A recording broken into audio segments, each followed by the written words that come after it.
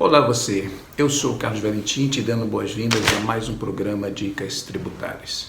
Não sei a que momento do dia você está assistindo esse programa, então bom dia, boa tarde ou boa noite para você. Temos falado nos últimos programas sobre planejamento, mas há uma espécie de contribuinte cujo planejamento tributário é complexo para fazer porque a maioria das portas já foram fechadas no passado, tem poucas margens de manobra em relação a isso. Eu estou falando do contribuinte pessoa física. Porque para pessoa física, se você é um funcionário sob regime de CLT, a sua própria empresa, seu próprio empregador já faz o papel do fisco. Ele faz a retenção do imposto na fonte sobre o seu salário, ele faz as comunicações à Receita Federal através da DIRF, ele faz as comunicações à Receita Federal anualmente através do informe de rendimentos anual. Então você não tem pouca margem para fazer absolutamente nada, porque o teu salário já vem lá descontado o imposto de renda de fonte, você não tem o que fazer. E se você também é um prestador de serviço sem vínculo empregatício, você também prestando serviço para empresas, as pessoas jurídicas também são obrigadas a fazer a retenção de imposto de você. Agora, tem certas coisas que você pode evitar de fazer, porque tem alguns planejamentos que são vendidos como algo que possa resultar numa redução da sua carga tributária, mas que podem até fazer isso temporariamente, mas depois podem te dar uma certa dor de cabeça. Vou dar alguns exemplos. Se você é um empregado, tem lá o seu imposto retido na fonte, tem o seu rendimento pago no seu salário, e quando chega no final do ano, normalmente começa a ver aquelas propagandas dos bancos incentivando você a aplicar num PGBL, que é um Plano Geral de Benefícios Livres. Primeiro que esse plano ele é administrado por uma corretora de seguros do ramo vida, aliás, uma seguradora do ramo vida. Mas os bancos, através de suas próprias seguradoras ou convênio com seguradoras, oferecem isso aos seus clientes como uma forma de investimento. E a principal pregação que se faz é o seguinte: olha, você aplica aqui no PGBL porque você vai ter redução de 100% do imposto de renda da sua base de cálculo que você aplicar. Então, limitado até 12% do seu rendimento tributável, você pode abater 100% do imposto de renda aquilo que você aplicar. Isso é verdade? Sim, é uma verdade absoluta. Só que é uma verdade perigosa porque o PGBL ele é tributado, tem duas formas de ser tributado. Pode ser tributado pela alíquota regressiva, que é uma alíquota que começa lá em 35% e termina em 10%, de 2 anos até acima de 10 anos, ou a alíquota normal, que é a alíquota progressiva, que o máximo é 27,5%. Então vamos supor que você fez essa aplicação no PGBL no final do ano, reduziu lá o seu imposto de renda a pagar, ou teve até uma bela restituição, mas você precisou usar esse dinheiro no ano seguinte, ou no máximo dentro do período de 2 anos. O que aconteceu com você? Você reduziu 27,5% da sua base no máximo, mas você foi tributado em 35%. Olha que troca ruim que você fez. E você só começa a ter alguma vantagem se você mantiver o valor aplicado no PGBL até o 5º ano. Porque do 5º ano para cima você tem uma tributação de 25%, então você começa a ter aí alguma vantagem. Agora, para ter vantagem mesmo, você tem que ficar até os 10 anos, que acima de 10 anos a tributação é de 10% somente.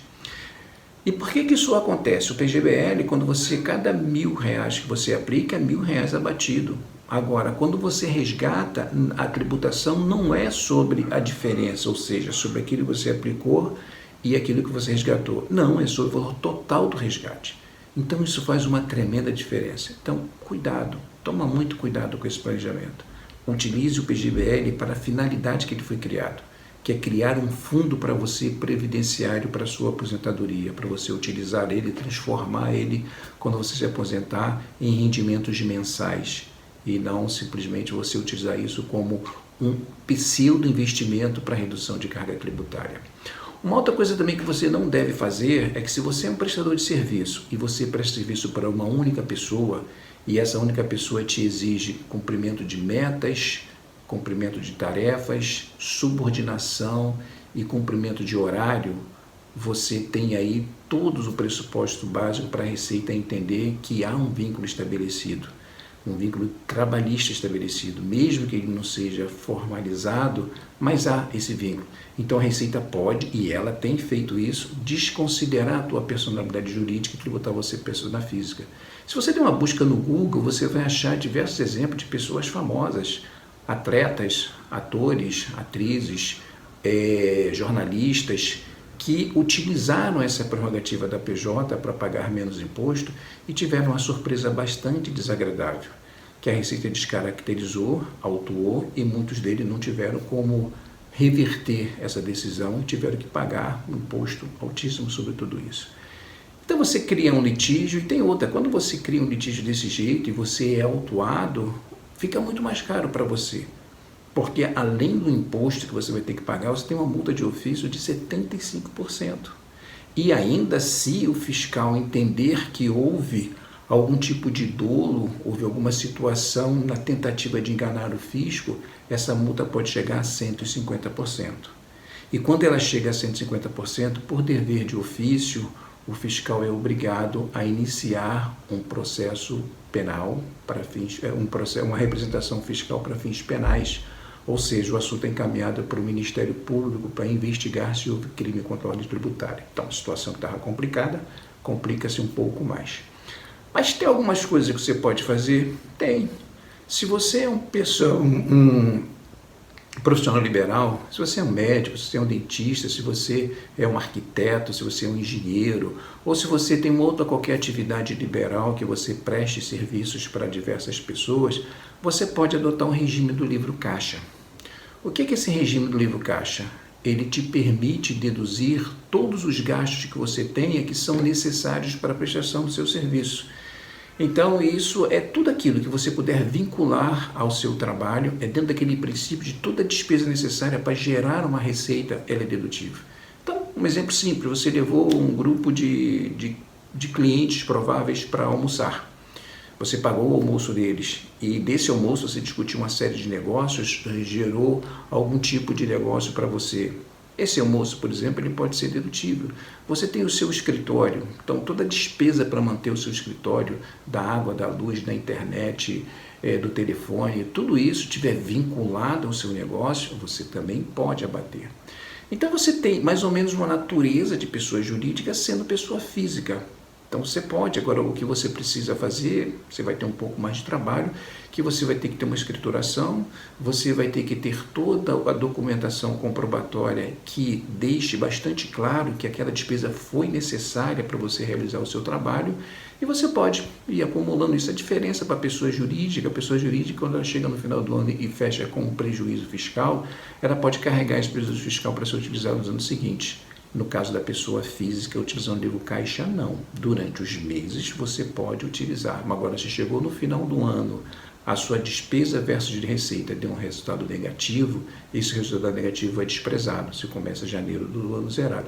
Mas é uma forma muito mais fácil de você fazer, de você ter uma redução de carga tributária e uma redução lícita, que é você praticar a ilisão fiscal e não a evasão fiscal. A ilisão fiscal ela é legal, é um direito que todo mundo tem, agora a evasão fiscal não, a evasão fiscal é crime. Então, assim, muito importante para você olhar para esses dados, olhar para isso tudo, e como você, como pessoa física empregada, como você não tem nada mais do que fazer, então você só tem que tomar esses cuidados em relação a não acreditar naquilo que é vendido como planejamento para reduzir a sua base tributária e utilizar as próprias regras da lei, que aí você não vai ter qualquer tipo de problema. Na dúvida, consulte sempre um especialista no assunto, alguém que tem uma vivência no mundo tributário, que vai fazer você enxergar 360 graus, e não simplesmente você ver uma vantagem no primeiro momento que pode gerar uma desvantagem futura. E com isso aí você pode levar a sua vida tranquila. Se tiver alguma dúvida, quiser bater algum papo comigo, é só me procurar. Os meus dados ficam aqui no final desse vídeo e eu terei prazer em ajudá-los. Então, semana começando, uma boa semana para vocês, uma semana produtiva. Que Deus abençoe a todos vocês. Um grande abraço. Tchau, tchau.